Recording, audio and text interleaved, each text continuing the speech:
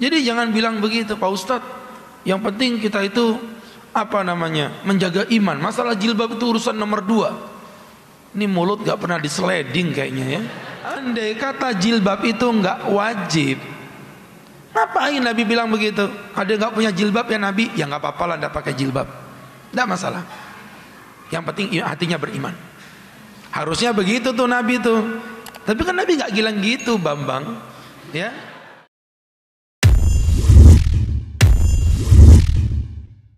ya biasa. Walaupun itu dosa, memang itu dosa. Tapi maksud Ustadz, ketika dia nggak berjilbab itu masih dosanya dosa-dosa biasa. Tapi ketika ada muncul fenomena orang yang mengatakan bahwa jilbab itu nggak wajib, ini kan parah. Pak Ustadz yang ngomong ini nggak sembarangan loh. Istrinya kiai nggak urus. Istrinya Nabi saja mati kafir kok. Istri Nabi Lut, istri Nabi Nuh mati dalam keadaan kafir. Jadi jangan bilang begitu, Pak Ustadz. Yang penting kita itu menjaga iman. Masalah jilbab itu urusan nomor 2. Ini mulut gak pernah diseleding kayaknya ya. Jadi teman-teman, untuk itulah hari ini saatnya kita akan membahas itu agar clear masalah-masalah tentang hijab. Maka hijab ini memang mengalami 2 tantangan. Yang pertama adalah orang-orang yang memang tidak mau berjilbab, bahkan mengingkari kewajiban jilbab, seperti yang tadi sudah kita jelaskan. Yang kedua, problemnya adalah mereka yang berjilbab tapi jilbabnya tidak sesuai dengan standar syariat. Dan 2 tantangan ini adalah tanggung jawab kita bersama, termasuk laki-laki. Pak Ustadz, kenapa membahas jilbab kok bapak-bapak ikut hadir? Loh, karena bapak-bapak istrinya perempuan. Nah, kecuali kalau istri kalian laki-laki, saya nggak tahu ya. Jadi teman-teman yang berbahagia, karena apa hadirin? Hati-hati. Saya sering bilang bahwa laki-laki tidak mungkin diazab Allah karena kelakuan istrinya yang bermaksiat. Saya ulangi, karena banyak orang salah. Pak Ustadz, perempuan itu tidak berjilbab berarti suaminya masuk neraka. Salah. Allah tidak pernah mengazab orang karena kemaksiatan orang lain. Gak mungkin. Terus Pak Ustadz, jadi gak mungkin laki-laki diazab gara-gara istrinya tidak berjilbab. Tapi laki-laki, ingat, laki-laki tetapi tanda petik 2 stabilo biru garis tebal bawah underline bold italic, bisa diazab oleh Allah karena membiarkan istrinya bermaksiat. Karena diam di atas kemaksiatan itu adalah maksiat. Ada laki-laki istrinya durhaka, Nabi Nuh, Nabi Lut. Apa kemudian Nabi Nuh, Nabi Lut diazab karena kelakuan istrinya? Ya nggak mungkin lah. Tapi Nabi Nuh, Nabi Lut sudah berdakwah. Maka yang dilihat Allah itu adalah bagaimana suami mendakwahi istrinya. Makanya antum wajib mendengarkan tema ini. Sampaikan. Kemarin tuh Ustadz diundang pengajian di salah satu masjid. Keluar dari kajian bapak-bapak, depan pintu, yang membuat saya ternganga-nganga, motor saya itu didudukin seorang perempuan pakai celana setengah paha, bajunya belahan setengah dada, otaknya sisa setengah saja. Saya bilang, mbak, ya Allah, ini mohon maaf ya, ini motor saya mbak. Oh maaf Pak Ustadz, saya duduk. Ya nggak apa-apa. Cuman mbaknya di sini ngapain? Nungguin siapa? Ya karena aneh, dari masjid kita ngelihat pemandangan aura agama, keluar memandang begini kan serba salah. Dilihat dosa, nggak dilihat sayang, mubazir, sembarangan aja. Jadi gimana mbaknya nungguin? Saya nungguin suami Pak Ustadz. Astagfirullah. Suami mbaknya, iya. Saya udah ngebayang suaminya rambut merah, badannya tato, udah gaya gitu kan. Saya udah kebayang, ini pasti ini, aduh suaminya pasti preman dah. Ternyata suaminya pakai baju koko, celananya juga bagus, bersorban, berkopiah putih. Dan saya udah membayangkan, pasti suaminya berkata, ya Allah deh, kamu malu-maluin pakai baju begini ke masjid. Ada ustadz lagi, saya udah ngebayangin begitu. Apa dia bilang?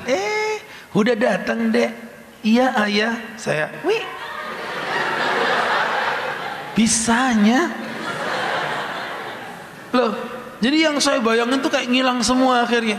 Saya dalam hati, Pak Ustadz permisi ya, kami mau pulang dulu. Iya silakan ya. Saya belum selesai mikir itu dia udah pergi duluan. Saya kebayang nih laki model begini, inilah yang bakal dituntut sama Allah.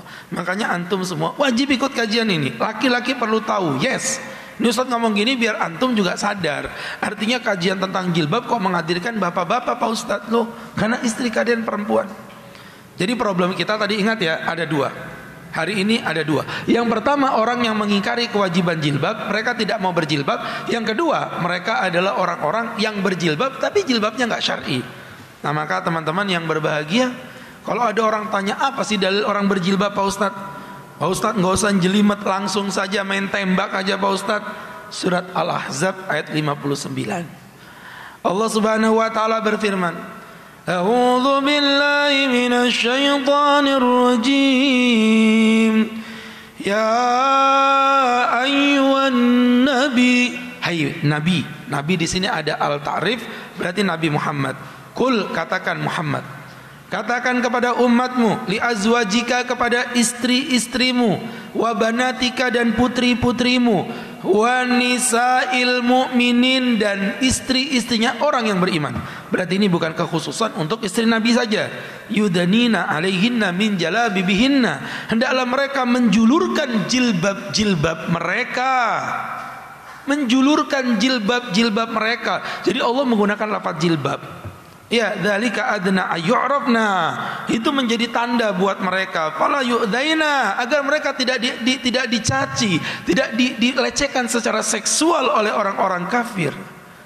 Maka ini sudah vulgar, ayatnya jelas. Oke, ini masih ayat. Kemudian tadi surat An-Nur ayat 31 yang kedua. Surat An-Nur ayat 31 Allah berfirman. Ini sering saya bahas sebenarnya. Wala yubdina zinatahun. Hei para perempuan, kau tidak boleh mempertontonkan aurat kalian. Wala yubdina zinatahun. Berarti semua tuh perempuan aurat semua tuh, dari pucuk rambut, pucuk kaki, semuanya aurat. Sampai di titik ini berarti perempuan tubuhnya nggak boleh kelihatan sama sekali. Kemudian Allah berfirman, wala yubdina zinatahunna illa ma dhahara minha, kecuali apa yang nampak darinya. Nah, di sini baru letak perbedaan. Jadi kecuali apa yang nampak darinya. Andai kata Allah ngomong semuanya aurat kecuali hidung, selesai sudah. Berarti perempuan wajib tutup semua kecuali hidungnya saja begini. Kalau ini jika andai kata Allah berfirman wala yubdina zinatahunna illa asnanuhunna, semuanya aurat kecuali gigi, selesai. Berarti semua wajib ditutup kecuali giginya gini. Ya. Enggak ada masalah sudah. Tapi mohon maaf ketika Allah berfirman illa ma dhahara minha, kecuali apa yang nampak darinya. Nah, yang nampak ini apa? Dalam tafsir Al-Imam Ibnu Abbas, beliau berkata yang nampak itu maksudnya yang nampak tanpa sengaja. Berarti perempuan itu semua tubuhnya aurat kecuali yang nampaknya tidak sengaja. Berarti menunjukkan seluruh tubuhnya aurat, wajib menggunakan cadar.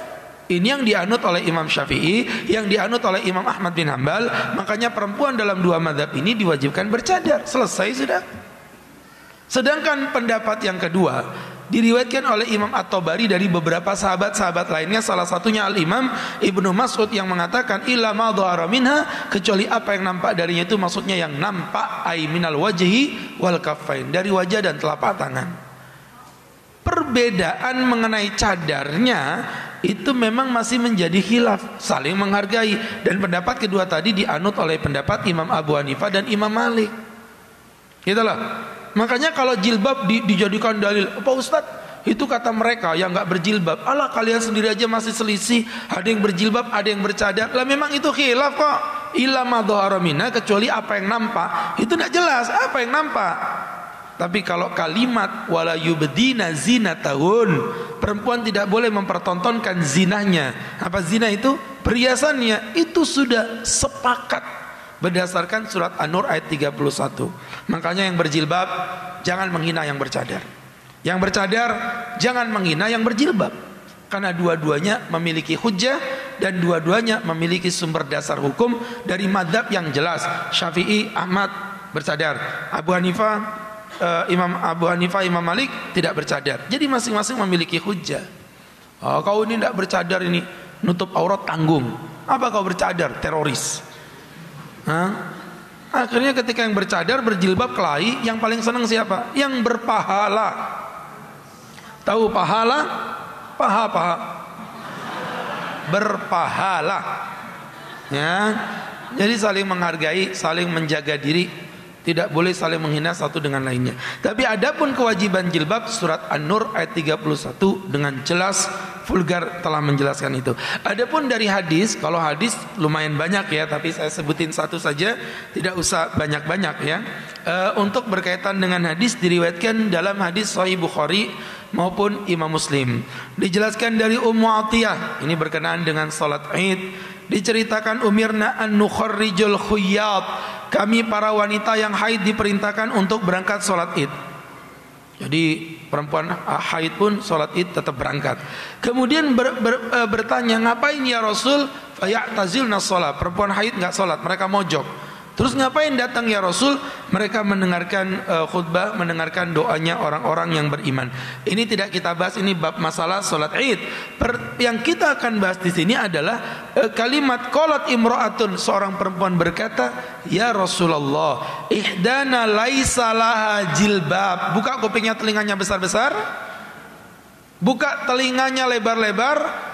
Ya Rasulullah, salah satu sahabat kami tidak punya jilbab. Langsung ngomong gitu, nggak punya jilbab. Kemudian apa kata Nabi SAW? Rasul bersabda, litalbasa sahibatuha min jilbabiha, hendaklah yang punya jilbab meminjamkan kepada mereka yang tidak punya jilbab. Setelah perintah perempuan disuruh ikut melaksanakan sholat id, ada perempuan bilang ada yang nggak punya jilbab Nabi, karena mungkin jilbabnya cuma satu, kotor pula. Akhirnya kata Nabi, pinjamkan sahabatmu tadi. Andai kata jilbab itu nggak wajib, ngapain Nabi bilang begitu? Ada nggak punya jilbab ya Nabi? Ya nggak apa-apa lah, nggak pakai jilbab, nggak masalah. Yang penting hatinya beriman. Harusnya begitu tuh Nabi tuh. Tapi kan Nabi nggak bilang gitu, Bambang. Ya. Jadi artinya Nabi Muhammad dengan vulgar mengatakan hendaklah dipinjami sahabatnya. Artinya lawan katanya, kalau nggak ada yang minjemin, boleh keluar nggak? Nggak boleh. Jadi teman-teman, itu dalil hujah yang jelas tentang jilbab. Kalau Ustadz mau ambil semua ayat-ayatnya, habis tema kita untuk nyebutin dalil doang. Tapi yang jelas untuk orang-orang yang ngeles mania, tahu ngeles mania? Yang kerjaannya ngeles aja, teman-teman yang berbahagia. Ini Ustadz rangkum dari beberapa ucapan yang Ustadz temukan di medsos. Yang pertama, Pak Ustadz, jilbaban itu kuno. Orang makin seksi bajunya, itu menunjukkan dia makin moderat. Kayak perempuan-perempuan kerja, roknya pendek, seksi, itu perempuan modern. Kalau memang kemodernan perempuan didasarkan pada seksinya baju, demi Allah yang paling seksi itu adalah kambing. Berarti yang paling moderat itu adalah kambing, karena dia nggak pernah pakai rok, puas. Ya, jadi teman-teman, antum ini harus jadi seorang agentnya Rasulullah untuk membela jilbab itu. Ya. Itu yang pertama. Kemudian yang kedua, Pak Ustadz, jilbab itu masalah syariat, masalah kecil, nggak usah dibesar-besarin. Loh, bukankah dosa yang besar itu muncul dari yang kecil? Hello, empe-empe campur lodeh, capek deh. Loh, sekarang zina itu muncul gara-gara apa? Gara-gara ngelihat. Makanya saya bilang, kalau orang mampu jaga mata, pasti nggak bakal zina. Tapi orang yang mampu jaga kemaluan, belum tentu mampu jaga mata. Ini orang-orang nih pasti jaga kemaluan. Ustadz Husnudon tidak berzina, tapi kalau dibilang jaga mata, yang kayak begini, bukannya Ustadz Suudon. Wajah kalian ini wajah-wajah yang beriman, tapi potongan tetap mencurigakan. Ya kan? Jadi artinya teman-teman yang berbahagia, zina yang dosanya besar itu berawal dari mata. Makanya kalau orang matanya mampu dikontrol, dan jaga mata susah teman-teman. Ya, Ustadz tuh pagi-pagi sebelum berangkat pengajian nyempet-nyempetin baca Quran minimal 1 lembar. Habis baca sholat duha 2 rakaat, baru berangkat kajian jam 8. Ya Allah, dapat pahala sedikit di mobil, kanan paha, kiri dada, depan pantat. Apa ndak habis palaku nih ya Allah? Iya. Nah kan ndak mungkin Ustadz nyetir sambil nunduk begini, kan nggak mungkin. Jadi teman-teman yang berbahagia, yang dimuliakan Allah Subhanahu wa taala, saya bilang apa? Teman-teman yang berbahagia, dari mata muncul zina, dari jilbab muncul pelecehan-pelecehan seksual. Jadi itu yang kedua.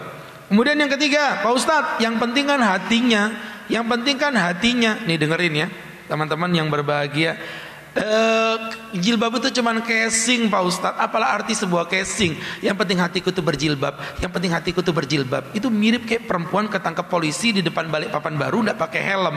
Mana helmmu? Pak polisi. Yang penting hatiku berhelm. Yang penting hatiku berhelm. Ya itu sudah. Gak jelas. Jelas?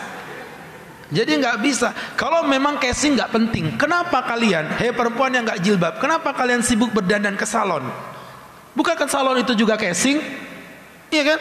Mereka kadang-kadang nggak konsisten. Perempuan berjilbab itu cuma casing. Iya, kata dia begitu. Berarti nggak penting casing itu, yang penting hati. Padahal mereka di satu sisi mereka doyan ke salon, manicure, pedicure, kukur-kukur, lulur-lulur. Iya kan? Gak jelas. Ini mancing emosi tema ini ya. Jadi teman-teman, gini maksudnya gini, tema kita sebelumnya itu kebanyakan itu samar-samar. Contoh pacaran, itu maksiatnya itu nggak terlalu kelihatan nyata gitu loh.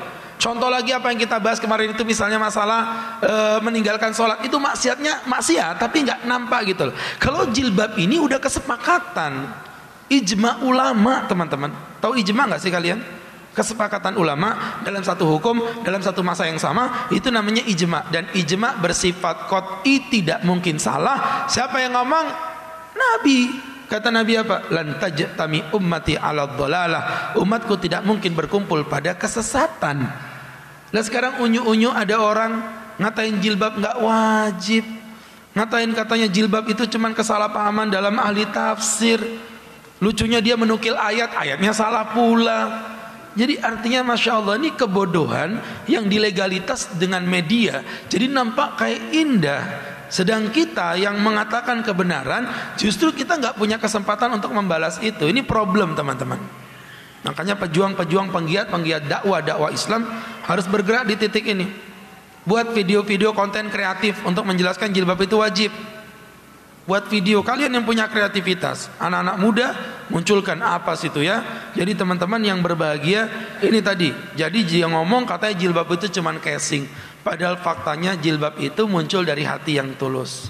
Kemudian berikutnya lagi, yang berjilbab belum tentu baik. Memang ini yang jilbaban gini belum tentu baik. Maaf kate nih, sorry to say.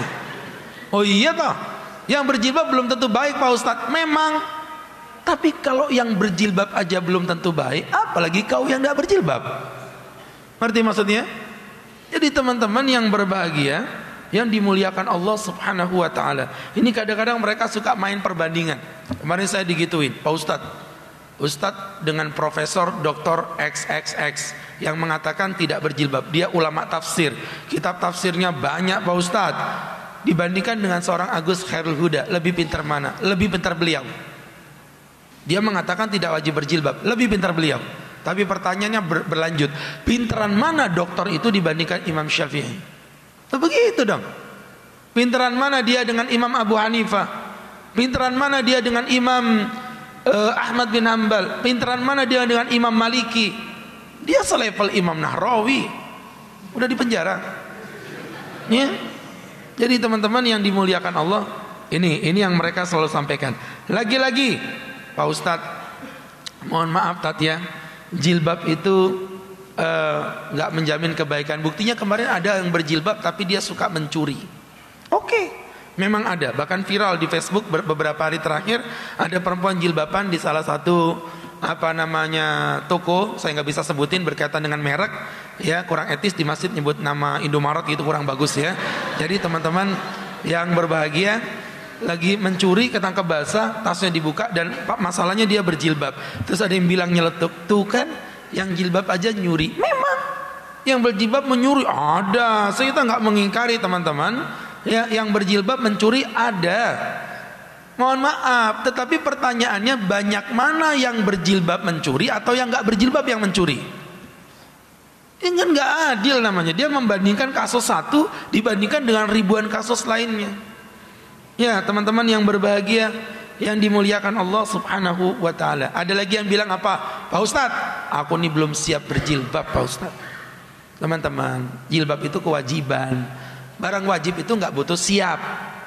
Aku nanti kalau jadi orang baik akan berjilbab. Jilbab itu nggak nunggu jadi orang baik, cukup jadi wanita balik, selesai sudah. Jadi teman-teman yang dimuliakan Allah Subhanahu wa taala, kalau ibadah kau bilang siap, habislah kita, udah nggak perlu berdakwah lagi. Kau enggak sholat, aku belum siap Pak Ustaz. Kau enggak sedekah, aku belum siap. Pakai jilbab, aku belum siap. Nanti besok mati, masuk apa? Masuk surga, insya Allah. Malaikat depan pintu, maaf surgamu belum siap, ya. Jadi teman-teman yang dirahmati Allah Subhanahu wa taala, ini konsep problemnya mereka bermain-main di situ. Ya, problemnya mereka bermain-main di kalimat-kalimat seperti itu Pak Ustadz. Nanti kalau jilbaban itu nanti aku ekstremis. Aneh, dari mana menjalankan agama Allah dibilang ekstrim itu teman-teman? Justru jilbab itu sebenarnya melindungi dirimu. Saya kemarin ceramah di salah satu bank terkenal di Balikpapan. Saya nggak bisa sebutin namanya. Serius, mohon maaf ini ya, mohon maaf. Demi menjaga rahasia publik begitu ya. Jadi waktu saya ceramah di sensor, konsisten ini ya. Saya konsisten, saya tidak akan nyebut, itu pegang omongan saya. Jadi teman-teman lagi ceramah, waktu itu pengurusnya datang, Pak Ustadz ini pengajiannya udah siap dimulai. Mohon maaf Pak, bukannya perempuannya banyak di sini? Iya Pak Ustadz, tapi ini perempuannya kayaknya mereka malu karena nggak berjilbab. Suruh datang ke sini. Ya Allah Pak Ustadz gimana ya? Suruh datang ke sini. Nggak jilbaban, suruh datang ke sini. Roknya pendek setengah paha Pak Ustadz, suruh duduk depan sini. Loh, mau diceramain gondol sembarangan aja. Jadi subhanallah, karena konsep dalam hati saya gini Mbak ya, ini konsep dakwanya Ustadz. Kalian tiru monggo, enggak juga enggak masalah. Saya tidak pernah memandang siapa mad'u, siapa orang yang didakwai. Kenapa? Batu sungai dipukul pakai palu, palunya patah, batunya gagah. Batu sungai ditetesin air hujan, 10 tahun akan melengkung. So, sahabat-sahabatku yang berbahagia, apakah hati saudara kita lebih keras dari batu sungai? Dan apakah hidayah Allah tidak lebih keren dibandingkan air? Kalau air yang lembek saja bisa membolongi batu sungai, masa hidayah Allah nggak bisa membolongi hati saudara kita? Itu yang membuat Ustadz nggak pernah membedakan. Mau pakai baju seksi silakan, tapi duduknya agak ngiri, biar saya fokus ke depan. Tenang, ada spion. Jadi teman-teman yang berbahagia, yang dimuliakan Allah Subhanahu wa taala. Itu tadi ya. Jadi teman-teman ketika lagi ceramah, saya itu kok ya nyeletuk masalah jilbab, dia kayaknya tersinggung. Pak Ustadz interupsi. Ada apa Mbak? Pak Ustadz mohon maaf ya, Ustadz berbicara tentang jilbab. Saya tuh merasa terdolimi dengan jilbab. Maksudnya, kenapa sih kami perempuan disuruh pakai jilbab itu kenapa? Mbak, Allah itu ingin melindungi dirimu dari kejahatan mata laki-laki yang memandang kamu dengan murahan. Kamu tuh terlalu mahal Mbak untuk dipandang oleh laki-laki yang bukan siapa-siapa dirimu. Tapi maksud Pak Ustadz, jadi laki-laki itu nafsu ngelihat kami, makanya kami disuruh pakai jilbab. Kurang lebihnya begitu. Kalau memang laki-laki nafsu ngelihat saya pakai baju seksi, berarti laki-laki juga wajib berjilbab. Karena aku nafsu ngelihat laki-laki Pak Ustadz. Ya Allah, kalau yang ngomong anak ngapel saya tamparin itu Mbak ya. Tapi yang ngomong orang tidak ngerti ilmu agama, ngalalah kita sudah. Baik. Jadi gini Mbak, mohon maaf ya, ini HP, saya bukannya sombong ya, ini HP agak mahal dikit sih. ini HP, karena harganya mahal, lihat casingnya, depan, luar, belakang, bahkan atasnya pun ada casing. Kenapa? Saya nggak ikhlas HP ini jatuh, lantas lecet, karena dia barang mahal Mbak. Beda saya punya HP di rumah itu HP Cina, itu HP Xiaomi. Apa? Oh Xiaomi. Maaf. HP Xiaomi. Ya, itu nggak pakai casing. Kenapa Pak Ustaz nggak pakai casing? Karena murah. Nah, mbak-mbaknya ini lihat sama Allah di casingin secantik sesoleha ini. Kenapa? Karena kalian itu Samsung S10 Plus. Ini mas-masnya ini nggak pakai jilbab, HP Cina. Ya? Jadi sebenarnya Allah tuh lagi nyintain kalian. Kok kalian nggak paham tuh gimana? Nah ini lagi terakhir lagi, ada lagi masih saya jawabin semua biar ini direkam semua, nanti setiap ngeles kalian buka di video. Oh ini ada jawabannya dari Ustadz ini. Pak Ustadz, apalagi? Aku tidak mau tuh pakai baju Arab. Aku ini orang Indonesia, NKRI, harga mati. Kalau begitu aku pakai baju Indonesia. Yang bilang jilbab, pakaian Arab itu siapa gondol? Kalian ini nggak punya kuota sih ya. Buka di Facebook, buka di internet, tinggal klik di Google, klik baju Arab kuno, nanti keluar. Ternyata baju Arab kuno itu bentuknya bukan berjilbab begini. Bajunya orang-orang Arab Badui di Dubai, di Yaman. Ketepatan Ustadz udah pernah ke sana. Ustadz teliti, apalagi orang Oman, orang Abu Dhabi, pakaiannya itu memanjang, atasnya nggak pakai jilbab, dikasih rejeng-rejeng di kepalanya, rambut panjangnya dipertontonkan, bagian dada mohon maaf agak diturunin sedikit. Itu baju orang Arab kuno itu begitu. Nggak pernah keluar negeri sih ya. Paling jauh ke perapatan, paling bagus ke landasan, ya kan? Jadi teman-teman, itu. Jadi kalau kita belajar, jadi bukan pakaian Arab ini. Apa dalilnya Pak Ustadz memang begitu? Dalilnya hadis riwayat Asma bintil Murtid. Kata Asma, kami dulu para wanita tuh paling seneng mainan di kebun situ tuh. Fayabdu ma fi sudurihinna wa arjulihinna. Kami bermain-main sampai nampak bagian dada dan bagian betis kami. Berarti orang jahiliyah pakai jilbab tidak? Tidak. Jadi jelas teman-teman yang berbahagia, ini semua manipulasi perkataan-perkataan yang nggak penting ini semuanya bisa dijawab. Pak Ustadz pakai jilbab nanti turun pamorku. Aku kalau pakai jilbab Pak Ustadz nanti aku susah cari kerja, susah cari jodoh. Laki-laki nggak mau sama aku kalau berjilbab. Aha, bukankah itu namanya scanning terbaik untuk memilih laki-laki terbaik untuk kalian? Kalau laki-laki tidak mau nerima kau dalam keadaan berjilbab, berarti itu bukti kalau laki-laki itu tidak layak jadi imam dalam hidup dan matimu. Begitu.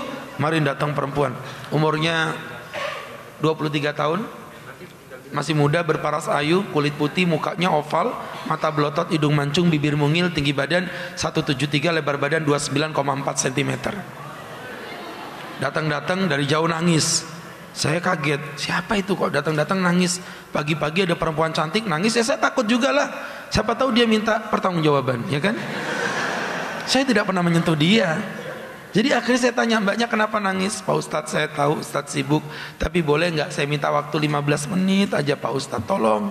Saya mau tanya pertanyaan. Oh nggak apa-apa mbak, kalau untuk kamu jangan 15 menit. 1 jam pun nggak apa-apa. Anak ngapel 5 menit aja pusing kepalaku ya. Sini. Apa yang AA bisa bantu? Cia. AA begini Ustadz, saya itu bingung. Suami saya itu menggugat saya untuk bercerai. Ya Allah, kenapa minta cerai? Kenapa? Katanya saya istri nggak soleha. Dia minta apa? Dia minta saya buka jilbab. Loh, kamu dulu menikah pakai jilbab enggak? Aku dulu nikah pakai jilbab, Tat. Kenapa sekarang minta buka jilbab? Dia bilang dulu kan masih staff, sekarang udah jadi manajer. Ibu-ibu istri manajer kalau udah pada kumpul cantik-cantik, rambutnya pirang, jambul katulistiwa, alis anti badai, joget morena, maju mundur, cantik. Namun bukan sok cantik, karena mereka itu pingin dimanja.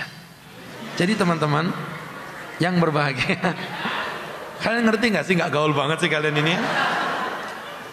Jadi teman-teman yang berbahagia, yang dimuliakan Allah, dengerin. Saya bilang, mbak gak bisa mbak, mohon maaf ya, kamu gak boleh jilbaban. Tapi saya diancam Pak Ustadz. Biarin. Saya bahkan mau dicerai Pak Ustadz. Gak urus. Kalau dicerai, kamu menikah karena Allah, berceraimu karena Allah. Allah gak tidur mbak. Allah bakal siapkan dengan yang lebih baik. Kamu jangan minta cerai, tapi kalau dia mencerai kamu, urusan dia. Insya Allah Allah berikan yang terbaik. Kalau nggak ada yang mau, aku yang ngawinin kamu ya, sebagai ustadz yang bertanggung jawab. Loh, bukannya apa-apa teman-teman, ini masih muda, butuh perhatian dan bimbingan. Beda kalau udah mak-mak, makasih ya, karena mereka udah memiliki ilmu dalam menghadapi kehidupan. Lihat betapa bijaknya ustadz ya. Jadi teman-teman yang berbahagia ini karena lagi viral mengantarkan suami. Ya nggak ngerti, nggak punya kuota dia ya. Jadi teman-teman yang berbahagia, yang dimuliakan Allah Subhanahu wa ta'ala, ini menjadi pembelajaran untuk kita bersama. Dari apa yang Ustaz jelasin tadi, tidak bisa, itu hukum Allah walaupun suami yang minta. Begitu teman-teman. Jadi sehingga berangkat dari apa yang Ustaz jelaskan tadi, ini hujah untuk mereka orang-orang yang tidak mau berhijab. Satu lagi, kemarin tuh lebih keren lagi, salah satu mahasiswi kami di Samarinda. Memang anak itu liberal, Ustaz udah tahu. Dia bilang begini, Pak Ustaz, bagus mana perempuan berjilbab tapi hatinya busuk, atau perempuan tidak berjilbab tapi hatinya baik? Ustaz jangan ngeles, jawab.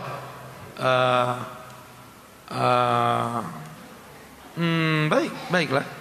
Saya akan jawab, tapi syaratnya satu. Apa Pak Ustadz? Kau wajib jawab dulu pertanyaan saya. Apa Pak Ustadz pertanyaannya? Bagus mana? Ginjalmu sehat, jantungmu bocor, atau jantungmu sehat, ginjalmu bocor? Jawab.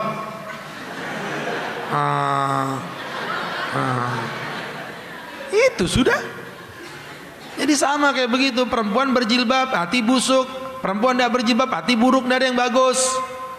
Tapi bagaimana mungkin saya tahu hatimu baik kalau jilbabmu aja nggak ada? Ya, sehingga teman-teman yang berbahagia yang dimuliakan Allah Subhanahu wa taala, ini menjadi pembelajaran bagi kita bersama. Maka apa yang Ustaz paparkan tadi itu untuk menghadapi orang yang tidak mau berjilbab dengan segala medianya. Dan kemarin terbongkar ya, yang teriak-teriak apa namanya no hijab day dan lain sebagainya, itu ternyata pelakunya itu kan dia sok-sokan berjilbab, kemudian dibuka biar menunjukkan hari ini kita nggak pakai jilbab nih. Mohon maaf teman-teman ya, mohon maaf teman-teman, ternyata mereka adalah orang-orang murtadin yang memang udah nggak berjilbab. Nah kita gimana Tat? Apa yang kita bisa lakukan? Itu harinya hari apa? Tanggal berapa itu Mbak? Yang hari no hijab itu?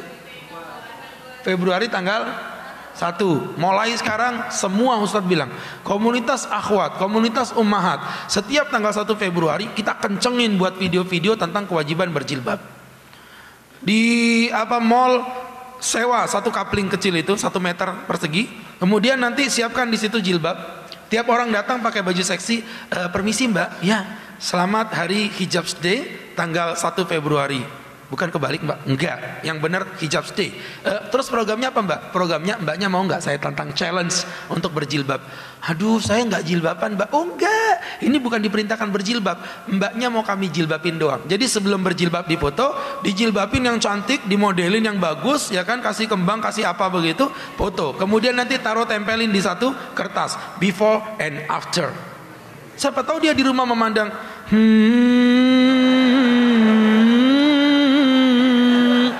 cantik juga aku berjilbab ini, ya Allah. Loh, hidayah itu kadang-kadang begitu. Kita kudu kreatif melawan mereka. Ya, kita kudu kreatif melawan mereka. Jadi teman-teman, atau buat juga itu video apa namanya, no hijabs day, Balikpapan mengaji. Itu covernya begitu. Orang kaget, wih, Balikpapan mengaji semenjak dibina sama Agus Khairul Huda, itu makin sesat ini. No hijabs day, diklik set, bapak-bapak yang muncul, tidak ada hijab bagi saya, begitu. Jadi teman-teman, tertipu mereka. Wow, dipikirnya Balikpapan mengaji udah tidak pakai jilbab sekarang. Ternyata no hijab day for Muslim kelas, begitu ya. Jadi teman-teman yang dirahmati Allah, jelas ya, itu tugas kita yang pertama, ngelawan orang yang nggak berjilbab.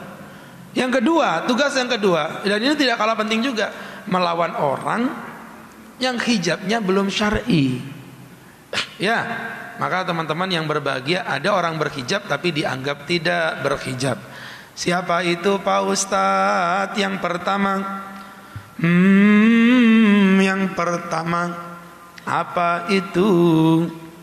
Yang pertama, kalian pikir nyanyi? Lagi mikir nih apa yang pertama ini ya? Lupa juga Ustadz. Yang pertama, teman-teman yang berbahagia, adalah orang yang menggunakan hijab tapi tidak konsisten. Ustadz tuh sering mengumpamakan hijab itu seperti ini, segel. Ini air ini, ya teman-teman, lebih mahal dibandingkan air biasa.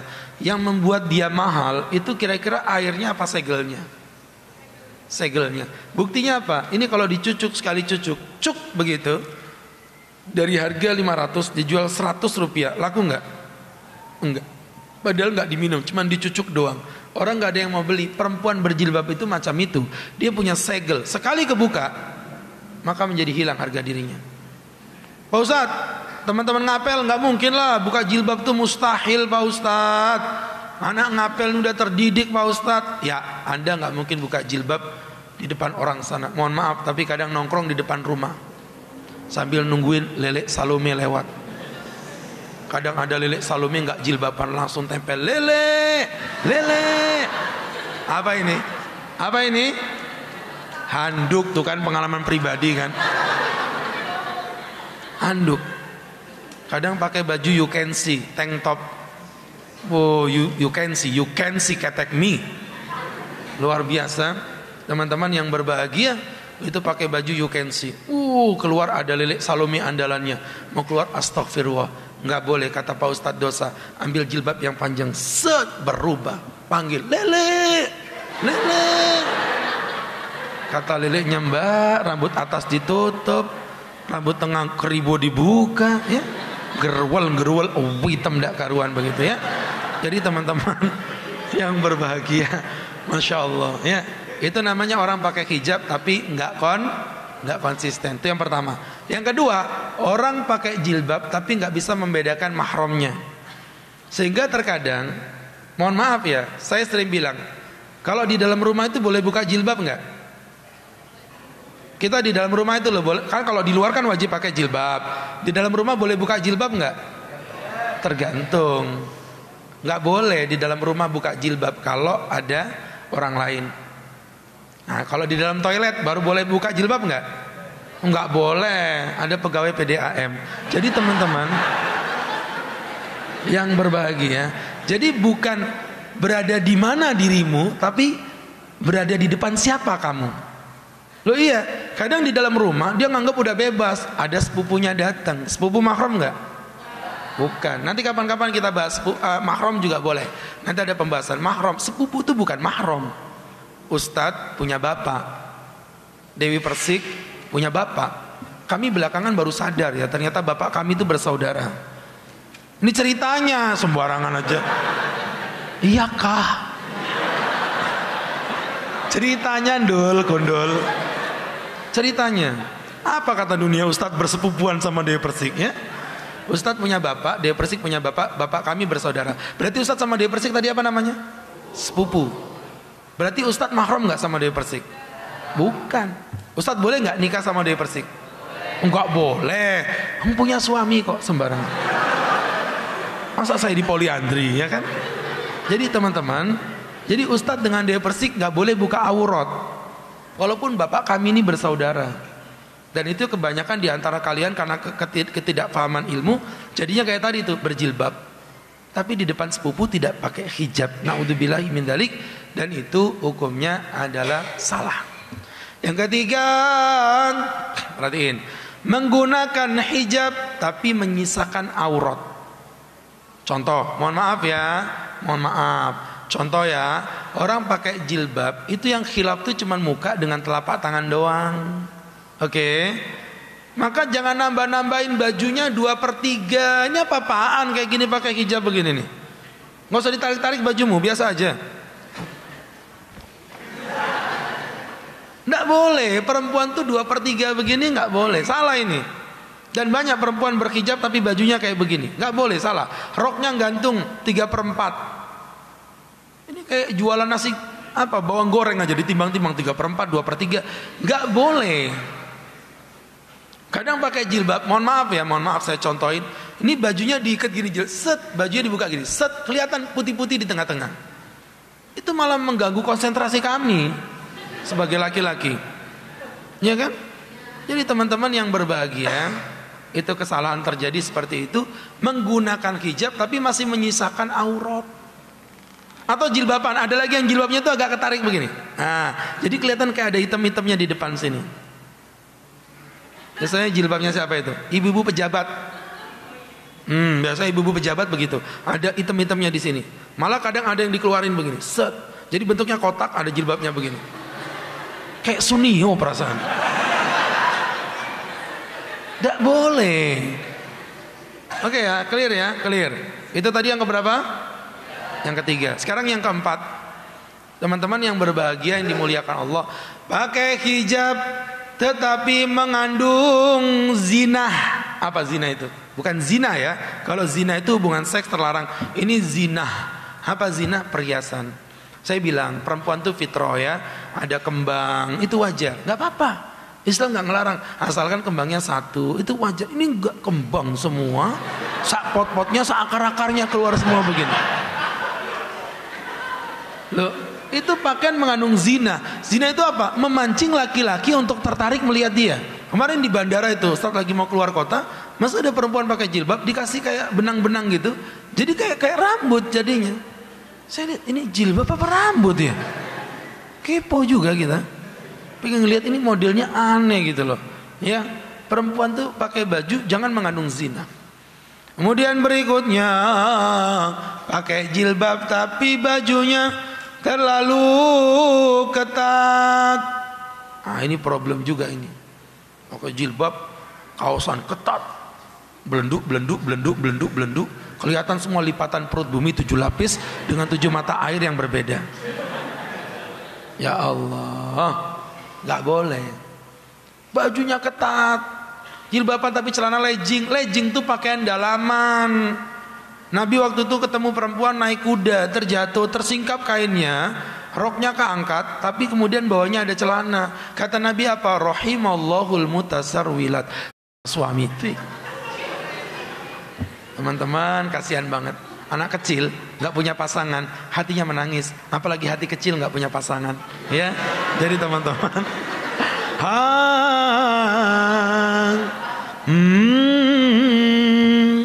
jadi teman-teman yang berbahagia, ya, insya Allah ini menjadi pembelajaran untuk kita bersama. Teman-teman yang dirahmati Allah Subhanahu wa ta'ala, nggak boleh bajunya terlalu tipis. Itu yang dikatakan Nabi, uridat alayyan nar, dipertontonkan kepadaku api neraka, wa wajadtu aktsara aliya minan nisa, aku temukan kebanyakan penghuninya berisi wanita.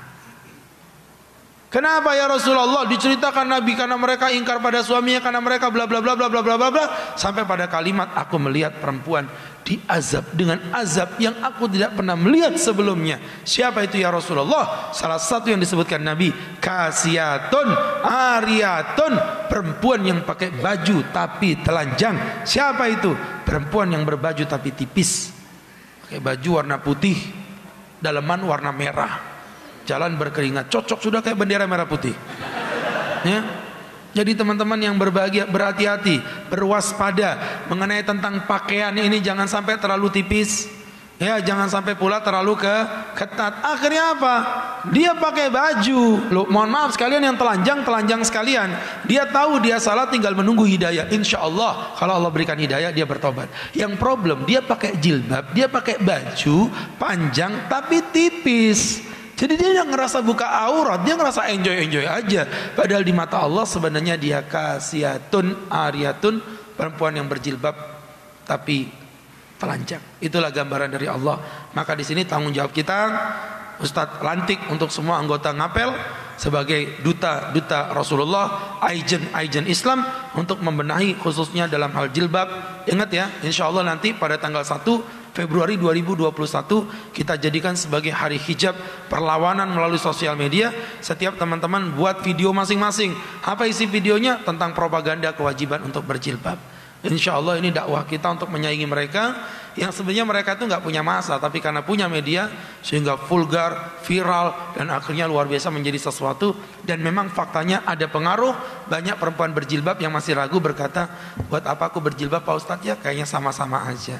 Nah itu teman-teman, insya Allah mudah-mudahan ini bisa menjadi motivasi untuk kita semua. Tidak berpanjang, tidak melebar. Makin panjang juga nampaknya wajah kalian tidak terlalu paham-paham amat begitu ya. Untuk itu kita langsung masuk pada sesi yang kedua, yaitu sesi tanya jawab. Pertanyaan pertama, tanggapan Ustadz tentang seseorang yang mengatakan hijab itu anjuran bukan perintah dalam Al-Quran. Teman-teman, dalam kaidah usul fikih ada kaidah mengatakan al-asal fil amr lil wujub. Pada dasarnya perintah itu hukumnya adalah wajib. Hatta yadullu dalil, sampai muncul dalil yang memindahkan fungsi wajibnya menjadi sunnah. Jadi kalau Anda mengatakan anjuran, maksudnya itu cuma sunnah, justru Anda yang digugat. Mana dalilnya? Perintah berhijabnya sudah ada. Bahkan ada lagi hadis yang lebih vulgar. Waktu itu Rasulullah SAW masuk ke kamarnya Asma, ke kamarnya Aisyah. Di situ ada Asma. Asma pakai baju tipis. Nabi ngelihat perempuan berbaju tipis, Nabi langsung palingkan wajahnya, ngek begitu. Sama kayak anak ngapel juga gitu, ketemu cewek cantik pakai baju tipis, langsung dipalingkan wajahnya, ngek begitu, mencari di mana titik yang lebih terang. Ya. Jadi teman-teman yang berbahagia, apa kata Nabi? Ya Asma, hei Asma, innal mar'a, sesungguhnya perempuan, idza balagatil haidah, jika sampai umur haid, la yuslah ayyura minna ila hadza wa hadza, tak pantas dilihat darinya kecuali ini dan ini, kecuali ini dan ini. Dan itu menjadi salah satu dalil Imam Abu Hanifah, Imam Malik yang mengatakan jilbab tidak, cadar tidak wajib. Begitulah. Jadi artinya dari situ menunjukkan rambutnya nggak disebutin Nabi. Mesti Nabi bilang kecuali ini dan ini dan ini. Nabi tidak bilang ini, rambut nggak ada. Jadi dalil kami sudah banyak. Justru yang mengatakan itu anjuran, tunjukkan dalilnya. Tunjukkan dalilnya. Contoh, perintah untuk berkurban. Fasalli li rabbika wanhar, salatlah dan berkurbanlah. Berarti hukum kurban pada dasarnya apa? Pada dasarnya apa? Wajib. Tuh. Kok ulama bilang sunnah? Karena ada dalil yang mengalihkan kewajibannya menjadi sunnah. Mana dalilnya Pak Ustadz? Idza daqalatil asyr, jika masuk pada 10 hari yang terakhir, wa arada ahadukum ayyudhhiya, dan kalian hendak berkurban. Kalian hendak itu berarti menunjukkan wajib apa sunnah? Sunnah, karena diberi pilihan. Itu dalil begitu. Ya, teman-teman yang berbahagia yang dimuliakan Allah Subhanahu wa taala, maka yang mengatakan ini cuma anjuran justru digugat oleh dalil. Tunjukkan dalil sekali saja Nabi memperbolehkan perempuan keluar tanpa menutup rambutnya. Selesai sudah. Ya, jadi Ustaz nggak bisa digugat. Mana dalilnya Ustaz mengatakan itu wajib? Justru Anda yang bilang sunnah dituntut, mana dalilnya? Saya mengatakan wajib, perintah wajib, sampai ada dalil yang mengalihkan dari wajib menjadi sunnah, dan itu kaidah usul fikih. Assalamualaikum. Waalaikumsalam. Jika kita berhijab di sekolah, apakah sah hijab yang kita pakai di sekolah tapi di luar tidak berhijab? Tadi yang saya bilang ini pelin-pelan. Kadang berjilbab, kadang enggak, kadang berjilbab, kadang enggak, kadang berjilbab, kadang enggak. Itu besok masuk surga Pak Ustadz. Insya Allah masuk surga. Kadang surga, kadang neraka, kadang surga, kadang neraka, kadang surga, kadang neraka. Itu lebih tersiksa, panas dingin begitu. Apa ndak sariawan dia di neraka nanti ya? Jadi hijab yang begini tadi Ustaz sudah contohin, segel teman-teman, segel sekali kebuka sudah nggak ada harganya. Perempuan jaga hijabmu, apapun yang terjadi hijab itu harga diri kalian. Jangan mau kalian mau dibuka hijab hanya karena bekerja. Naudzubillahi min dzalik. Pak Ustaz saya kerja, kalau pakai jilbab nanti saya ditolak. Biarin, itu udah resiko. Kita sebagai muslim punya konsekuensi diri. Ya. Assalamualaikum Pak Ustadz. Waalaikumsalam. Mau tanya, alhamdulillah saya adalah seorang driver ojek online berinisial, alah pakai inisial lagi, berinisial G, yaitu Grab. Alah. Pertanyaannya apakah saya lawan ketua saya mendapatkan orderan akhwat jika diperbolehkan bantu solusi mengenai tentang batasannya? Ya memang di dalam Islam hukum standarnya laki perempuan itu tidak boleh saling menggonceng satu dengan lain ya, kecuali dalam keadaan yang sifatnya darurat. Nggak boleh. Makanya waktu Bunda Aisyah tertinggal dari rombongannya Nabi, waktu itu Bunda Aisyah itu kan ceritanya izin sama Nabi, Nabi aku mau buang air kecil. Ya udah buang air kecil. Waktu buang air kecil gelangnya Bunda Aisyah itu jatuh. Kemudian beliau tuh datang naik onta. Sampai di onta kata Nabi, oke, siap semua, siap Nabi, jalan. Aisyah ingat lu gelangku ketinggalan. Dicarilah ke tempat yang tadi dia buang air kecil. Ya kan? Akhirnya dapat gelang, diambil, rombongan udah pada berangkat. Aisyah sendirian. Gitu loh. Akhirnya Bunda Aisyah mikir, kalau aku ngejar Nabi, ya kalau arahnya benar. Ini kan padang pasir. Bunda Aisyah akhirnya coba tidur. Tertidurlah beliau di atas onta itu, berharap nanti ada rombongan Nabi yang akan menjemput dia. Nah di belakang itu ada sahabat Nabi yang bernama Sofwan bin Asal, sahabat Nabi yang sangat soleh. Ketika melihat Aisyah, dia kaget. Astagfirullah, istri Nabi ada di sini. Itu aja. Kemudian Sofwan bin Asal menggeret ontanya Aisyah.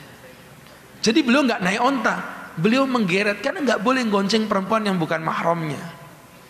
Coba kalian naik motor, Ada perempuan cantik jalan sendirian. Mbak kenapa? Aku tadi tuh mas, abis digangguin orang. Kamu naik motor terus dituntun begini ya. Luar biasa. Itu kalian tanda laki-laki yang soleh plus aneh ya. Apalagi nuntunnya naik ke atas sana gitu ya. Jadi teman-teman yang berbahagia nggak boleh. Itu hukum. Kalau kita berbicara hukum ya, saya tidak dalam rangka mengurangi rezeki Anda. Tapi memang secara hukum tidak diperbolehkan. Ya, nah ini masalahnya gimana? Wallahu a'lam bishawab. Saya pribadi tidak ikut bisnis online. Saya juga bingung bagaimana memberi solusi ke Anda. Tapi mungkin kalau di cancel itu bisa kan? Gak bisa. Nah, misalnya waktu dia menongol wajahnya perempuan, langsung di cancel. Ya memang ini konsekuensinya berkaitan dengan rezeki kita yang berkurang. Nah, perempuan juga sebaliknya. Loh saya pernah lagi mau ke bandara, telat ini. Sudah telat, mobil ada masalah pula. Jadi Ustadz gak bisa, gimana naik gokar kelamaan. Mau gak mau gojek. Datang-datang perempuan. Allah.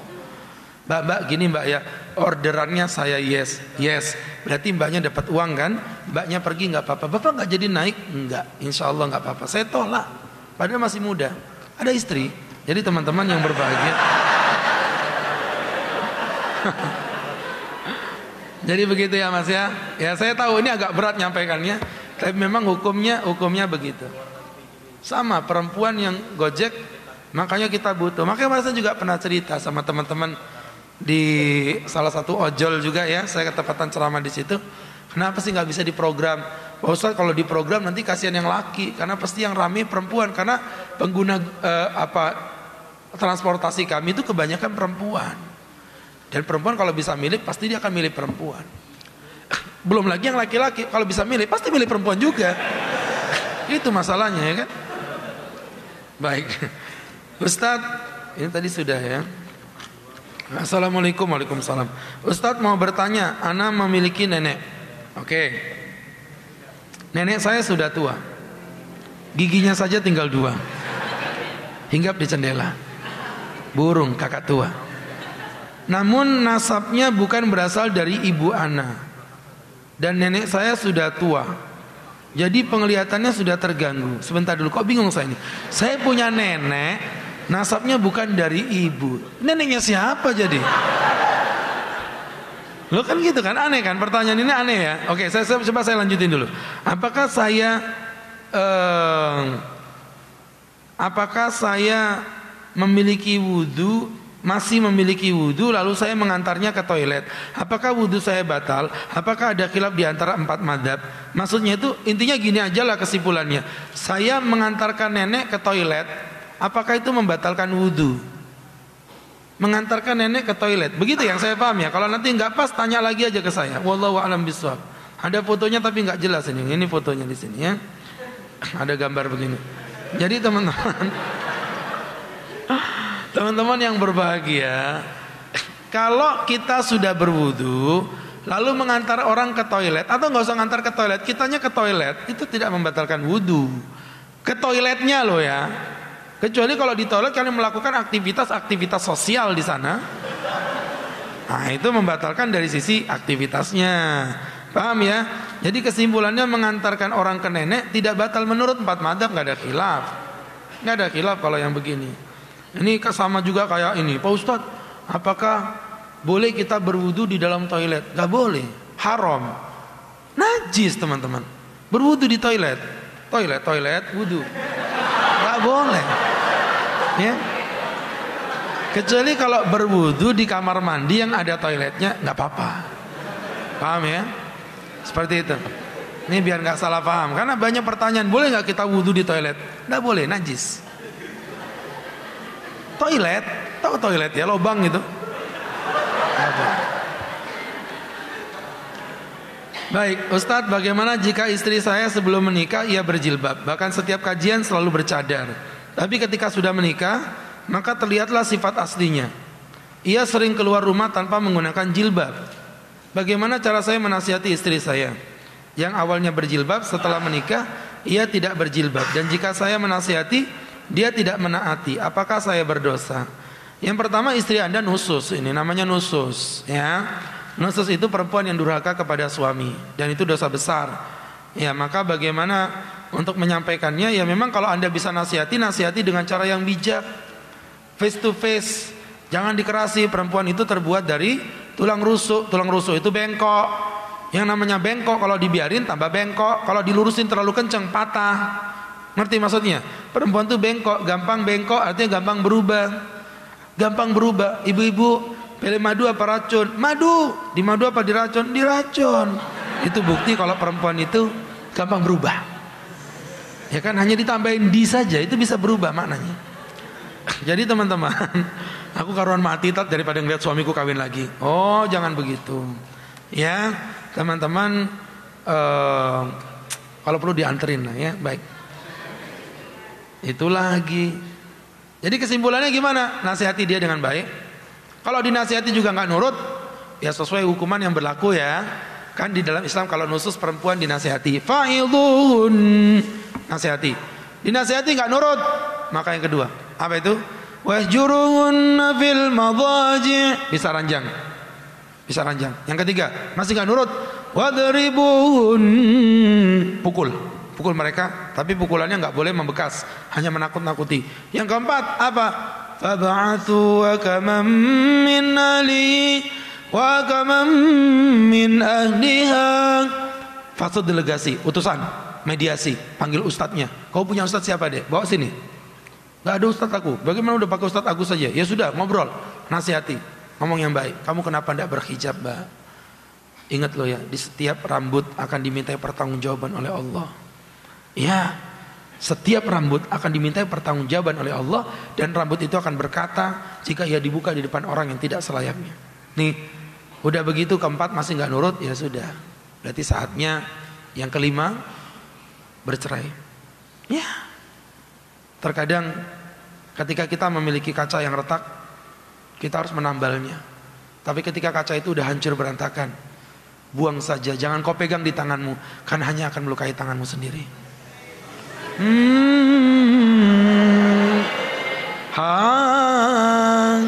Lo perempuan nggak berjilbab, terus kita mau sudah dinasihati semua masih nggak nurut, akan melukai tangan kita. Maksudnya apakah menjadi penyebab kita kelak susah masuk surga?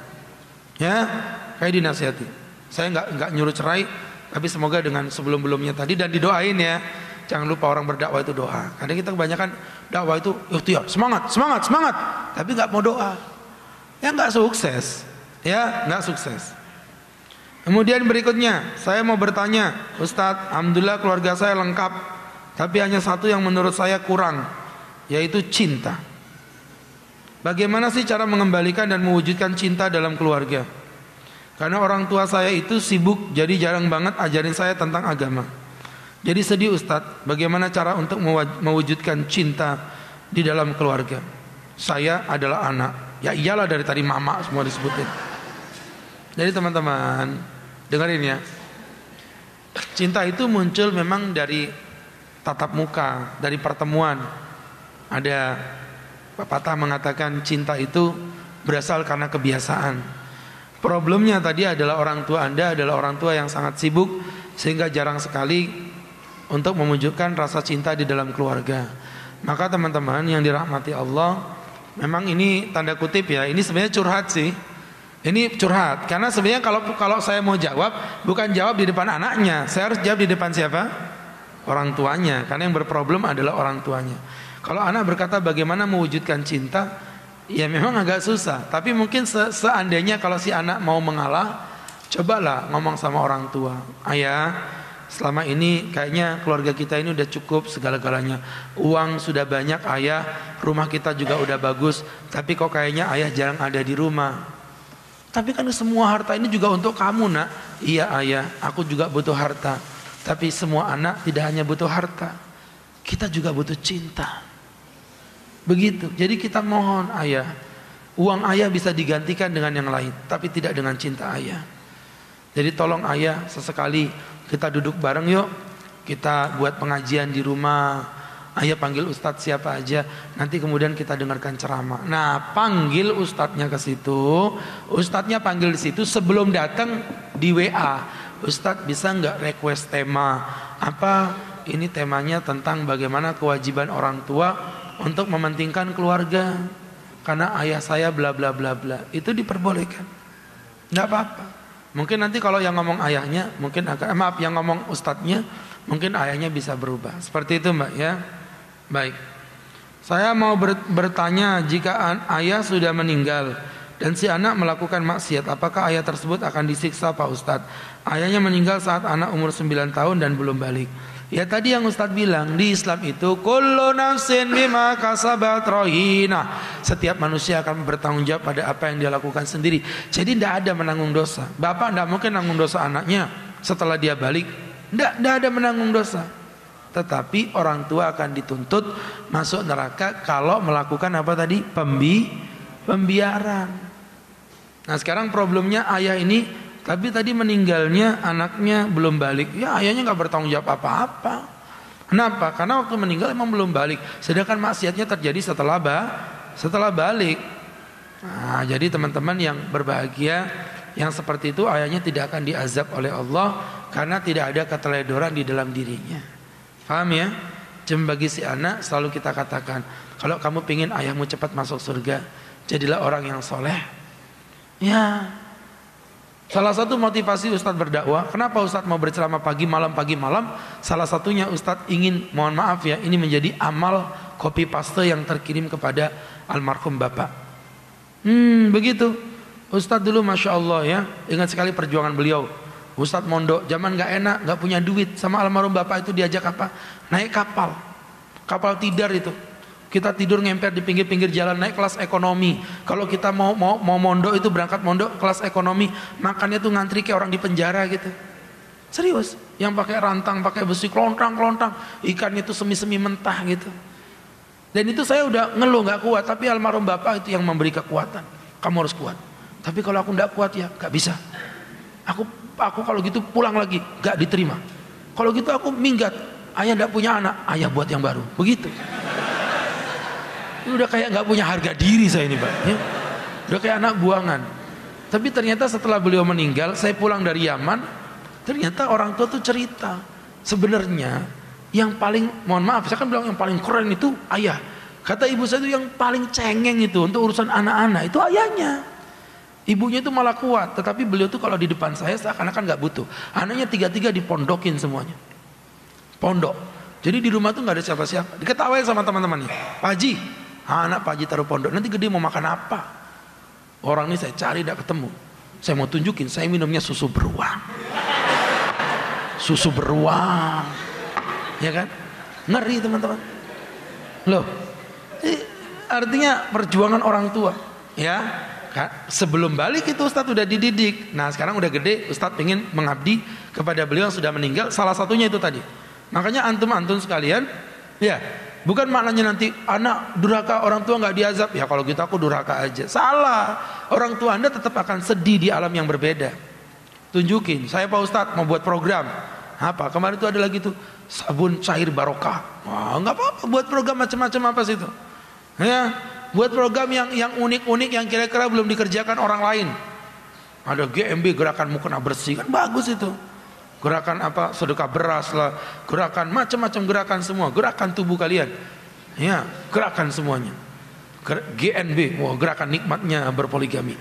Baik, jadi teman-teman yang berbahagia. Apakah boleh menggendong anak yang tiba-tiba menangis di dalam sholat? Boleh. Boleh menggendong anak Pak Ustadz? Boleh. Yang penting anaknya tidak membawa najis. Dalilnya apa Pak Ustadz? Hadis Nabi Muhammad dari menggendong Umamah, putrinya Zainab. Zainab itu anak Nabi. Berarti Umamah siapanya Nabi? Cucu. Ya, beliau cucunya Nabi. Kata sahabat, Nabi gendong, kalau ruku sujud ditaruh di bawah.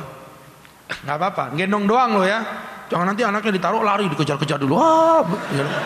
Nggak bisa.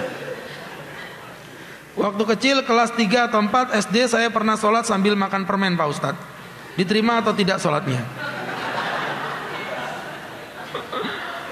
Sholat sambil makan permen yang gak diterima, keles. Tapi kan problemnya Anda belum balik. Kelas 3, 4 normalnya belum balik ya. Gak tahu juga kalau kalian kelas 3 udah mimpi basah, saya gak ngerti ini ya. Tapi yang jelas kelas 3 atau 4 itu biasanya belum balik.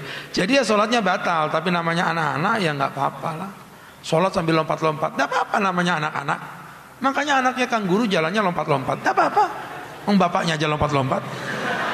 Kenapa anaknya babi jalan nunduk? Malu bapaknya babi. Assalamualaikum Pak Ustadz. Waalaikumsalam. Bagaimana baiknya kalau ada bencana seperti kebakaran atau gempa, kita lagi sholat, kita menyelamatkan diri atau melanjutkan? Gini bahasanya, ketika ada gempa Anda diperbolehkan membatalkan sholat, diperbolehkan. Tetapi apabila Anda melebihi keimanan dari itu, kemudian Anda tetap bersikukuh melanjutkan sholat, monggo. Itu mirip sama kayak sholat berjamaah. Bagi laki-laki itu mestinya harusnya sholat berjamaah ke masjid. Tapi kalau hujan dia nggak wajib berjamaah. Tetapi lebih dari sekedar iman, Rasulullah mencontohkan beliau tetap berangkat ke masjid walaupun lagi hujan. Fara'aitu an-nabi yasjudu 'alal ma'i wattin. Aku melihat Nabi sujud di atas air dan tanah. Hatta ra'aitu athara jabhatihi, sampai aku melihat ada bekas becek di bagian dahi Rasulullah. Itu lebih dari iman. Padahal Nabi bilang apa? Kalau lagi hujan kalian enggak berjamaah pun enggak apa-apa. Tapi Nabi tetap berjamaah. Sama kayak tadi ya. Kalau ada bencana enggak boleh. Boleh untuk membatalkan sholat. Ya, boleh membatalkan sholat. Tetapi apabila dia tetap bersikukuh melanjutkannya, itu lebih dari sekedar iman. Seperti itu. Wallahu ta'ala a'lam bishawab. Ini buat siapa ini? 3. Ikhwan semua? Oke. Baik, yang ikhwan 3, yang akhwat 3. Untuk yang ikhwan terlebih dahulu. Memperebutkan sebuah buku berjudul Sijum. Kok Sijum? Oh ini. Oh Sijum, tapi ada Sijumnya ini kan, sponsor. Penghalang taat, pemicu maksiat. Wah ini baju keren nih, maaf buku keren.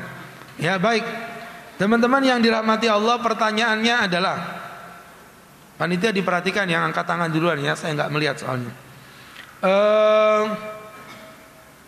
Siapa yang bisa menyebutkan satu dalil saja kewajiban wanita wajib berjilbab?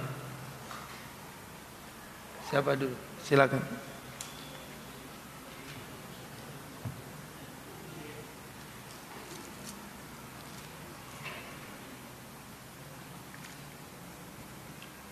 Cek. Al-Ahzab ayat 59. Apa isinya? Tentang yang menjulurkan hijab itu tadi Pak Ustaz. Ya lumayan lah, nggak masalah ya. Harusnya Anda menyebutkan ayatnya. Saya bacakan kalau gitu. Ya baca sudah nggak apa-apa. 5 4 3 2. Bentar Ustaz, ini ada problem sedikit. 1.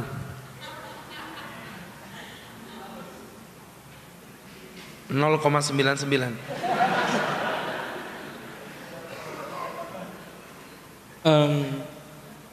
Al-Ahzab ayat 59 artinya, hai Nabi, katakanlah kepada istri-istrimu, anak-anak perempuanmu, dan istri-istri orang mukmin, hendaklah mereka mengulurkan jilbabnya ke seluruh tubuh mereka.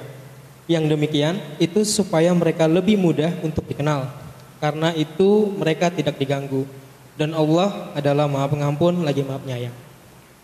Baik, betul, silakan diberi. Kemudian yang kedua, keajaiban berkah. Masih ikhwan? Baik.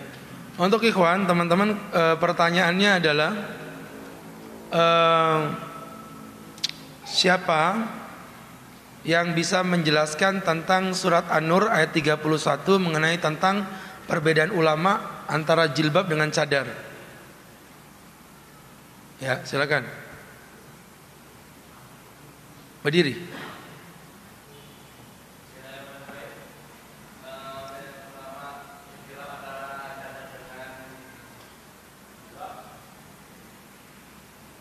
Itu di surat An-Nur ayat 31 itu di kalimat kecuali apa yang nampak pada dirinya.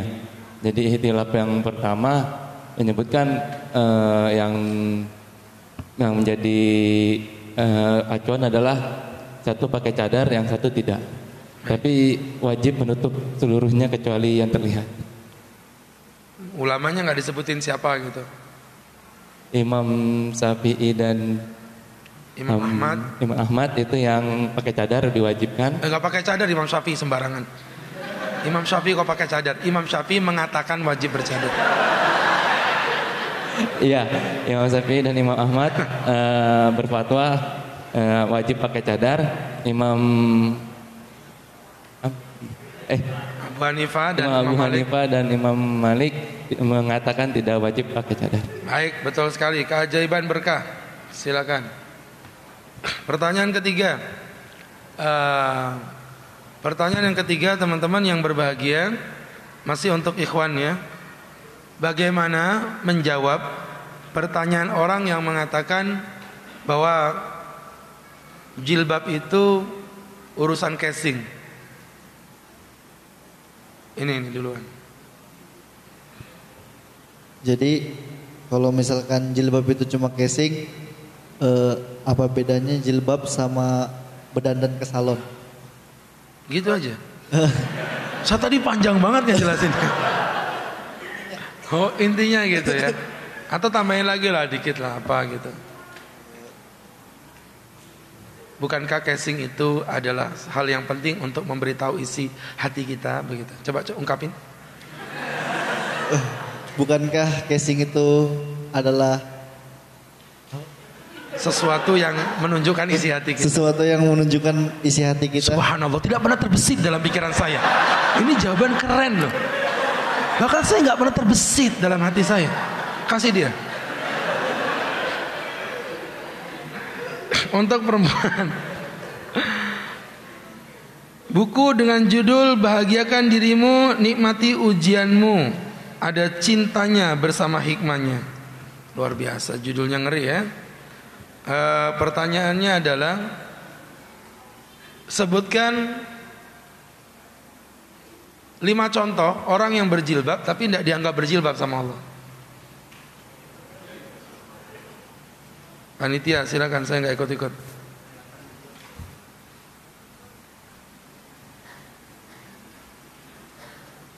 Ya, untuk orang yang berhijab tapi tidak dianggap berhijab, yang pertama tidak konsisten, yang kedua tidak bisa membedakan mahramnya, yang ketiga menggunakan hijab tapi meninggalkan beberapa bagian, yang keempat pakai hijab tapi tidak mengandung zina, yang kelima pakai hijab tapi bajunya terlalu ketat dan tipis.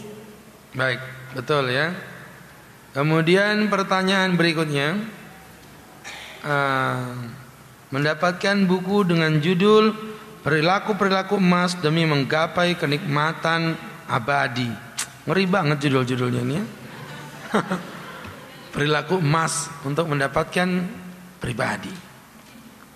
Pertanyaannya adalah, jelaskan kepada saya tentang hadis Ummu Atiyah yang berkaitan dengan sholat Id, di mana ada perempuan tadi yang mengatakan tidak punya hijab. Ada yang bisa menjelaskan? Angkat tangan.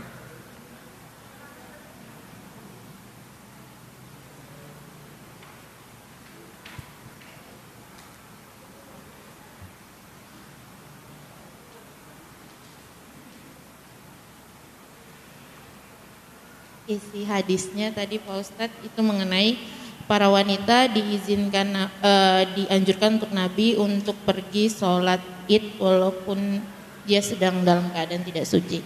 Tapi ada yang mengatakan dia tidak mempunyai hijab. Jadi Nabi menyuruh untuk temannya atau saudaranya untuk meminjamkan hijab padanya. Ya, betul. Kemudian berikutnya, untukmu generasi pejuang pesan cinta Al-Qaeda. Al-Qaeda yang itu. Iya. Baik, pertanyaannya adalah bagaimana Anda menjawab apabila perintah tidak berjilbab itu muncul dari seorang suami. Itu.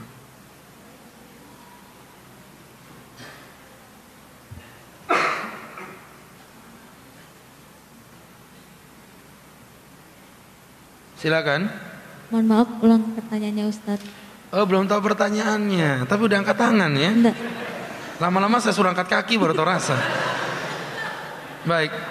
bagaimana sikap dan tanggapan Anda apabila yang meminta Anda membuka hijab itu justru muncul dari seorang suami?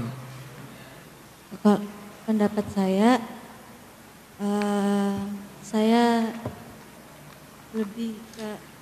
lebih untuk menasehati suami supaya dia kan seorang imam, seharusnya dia mengajarkan kita hal yang baik, mengajarkan kita yang agar untuk menuju ke jannah. Jika itu dari suami saya tidak bakal nurutnya karena hijab itu wajib bagi muslimah. Jadi walaupun suami memerintahkan tetap tidak mau buka hijab? Tidak. Walaupun diancam dengan perceraian? Tidak. Oke. Ya, silakan. Pesan cinta Al-Qaeda. Baik, itu mungkin dari Ustadz sebelumnya atau dari panitia ada yang mau ditambahkan, Mas Walis? Untuk yang minggu depan nggak diumumkan dari sini.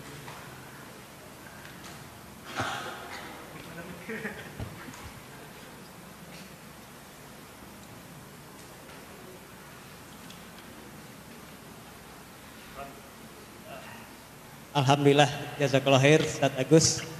Jadi clear ya tentang hukum hijab dan fenomena-fenomenanya juga. Dari kami mewakili teman-teman panitia Balik Kawan Ngaji ingin menyampaikan ke teman-teman bahwa ngapel biasanya per 2 pekan, tapi khusus pekan ketiga berhubung Ustadz kita umroh nanti. Insya Allah tanggal berapa ya? Tanggal 20? Tanggal 22 ya. Jadi mohon doanya juga buat Ustadz agar umrohnya dimudahkan. Amin. Dan mohon doakan kita juga Ustaz. Insyaallah. Ya, sudah tahu doanya. Iya. Iya. Jadi yang diumumkan adalah insya Allah ngapel nanti tanggal 15 ya deh. Insya Allah. Jadi maju seminggu ya. Ya, jadi minggu depan insya Allah ngapel lagi. Kayak gitu. Khusus bulan Februari. Ya. Insya Allah Maret nanti normal lagi. Itu aja mungkin Ustaz. Jazakallahu khair Ustaz. Baik, terima kasih teman-teman. Kalau emang dari panitia udah nggak ada tambahan itu ya, dan semoga bisa diambil manfaat dan hikmah untuk kita bersama. Untuk itu mari bersama-sama kita berdoa kepada Allah Subhanahu wa taala. Amin, Allahumma amin. Alhamdulillahirabbil alamin. Salatu wassalamu ala sayyidil mursalin wa ala alihi wa sahbihi ajma'in. Allahumma ighfir dzunubana wastur uyubana wa nawwir qulubana wa wajhana binuril iman. Allahumma ya Allah, wahai Zat yang Maha melihat, maka lihatlah kami semua hamba-hambamu berkumpul di masjid ini ya Allah. Kami ingin datang untuk mencari ilmu, bukan ingin menjadi orang yang lebih hebat dibandingkan orang lain, tapi kami ingin cari ilmu karena kami ingin menjadi orang yang lebih hebat dibandingkan diri kami sendiri di masa lalu kami. Ya Allah, siapapun di antara kami para wanita-wanita yang dulu pernah membuka hijab kami bertaubat kepadamu ya Allah. Kami bertaubat kepadamu ya Rabb. Kami berjanji akan menutup masa lalu kami. Kami akan buang foto-foto kami yang membuka tentang jilbab rambut-rambut kami. Kami akan membuang semua kenangan-kenangan pahit itu ya Allah.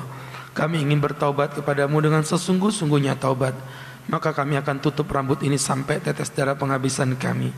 Rabbana, kami mohon kepadamu ya Allah, berikan hidayah kepada saudara-saudara kami, kerabat, kakak, adik, saudara, ibu yang mungkin belum sampai hari ini belum menggunakan hijabnya.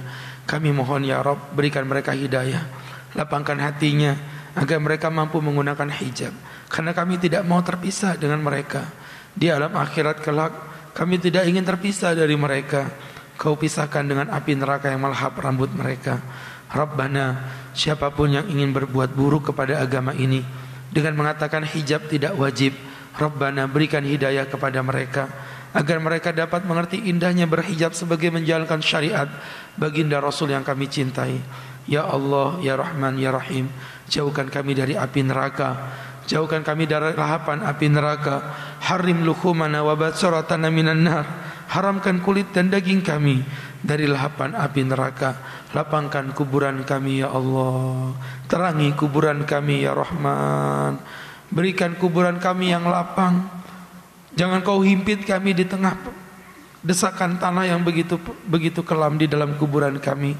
Rabbana, berkah daripada amal-amal soleh kami mohon matikan kami dalam keadaan husnul khatimah. Jauhkan kami dari kematian su'ul khatimah. dengan kebesaran dan keagungan-Mu ya Arhamar Rahimin. Satukan kami dengan keluarga kami, saudara kami. Satukan kami di dalam surga bersama anak-anak kami. Jangan Kau pisahkan kami dengan mereka ya Allah. Rabbana, siapapun yang memiliki hajat di antara kami, maka siapapun yang bersatu dalam kajian ngapel ini ya Rabb, mereka adalah saudara. Jangan pisahkan kami dari satu surga yang sama. Kuatkanlah persatuan ini hingga kami mati kelak di alam kubur kami ya Allah. Kami mohon kepadamu ya Allah, siapapun yang duduk di Masjid Namira pada malam hari ini, saksikan fa innaka khairas syahidin, karena Engkau adalah zat yang terbaik dalam menjadi saksi. Ya Allah, satukan kami dalam surga-Mu bersama baginda Rasulullah. Berikan kami kesempatan memeluk baginda Nabi. Berikan kami kesempatan untuk membisikkan kalimat jazakallahu khairan ya Rasulullah. Terima kasih atas segala anugerah hidayah yang kau berikan kepada kami ya Rasulullah. Ya Allah, kami mohon kepadamu ya Allah, jadikan kami anak-anak yang saleh, sehingga ketika orang tua kami meninggal dunia, sehingga ketika ayah kami meninggal dunia, sehingga ketika ibu kami meninggal dunia, mereka semua ikhlas karena telah melihat kami menjadi anak-anak yang berguna bagi agama nusa maupun bangsa. Tapi jika memang orang tua kami telah meninggal dunia, ya Rabb, lapangkan kuburannya. Berkah amal soleh kami di masjid ini menimba ilmu, lapangkan kuburannya. Lapangkan kuburannya, jauhkan dari cacing-cacing tanah yang menggerogoti jasadnya. Demi keagungan-Mu ya Rabb, kami mencintai mereka, mencintai ayah dan bunda kami. Rabbana dalamna anfusana wa illam taghfir lana wa tarhamna lanakunanna minal khasirin. Innaka qulta fi kitabikal karim ud'uni astajib lakum. Hanahnu da'awnaka ya Rabbana fastajib lana kama wa'adtana innaka la tukhliful mi'ad. Wa sallallahu ala sayyidina Muhammad nabiyil ummi wa ala alihi wa sahbihi wasallam warzuqna lahul mutaba'ati lahu zahiran wa batinan ya arhamar rahimin. Bi fadli subhanaka rabbika rabbil izzati amma yasifun. Salamun alal mursalin walhamdulillahi rabbil alamin. Sahabat-sahabatku yang berbahagia, hidup kita hanya sekali. Apa yang kita banggakan jika kita tak mampu memberi arti? Semoga Allah memberikan keberkahan untuk kita semua. Billahi taufiq wal hidayah wa ridha wal inayah. Wassalamualaikum warahmatullahi wabarakatuh.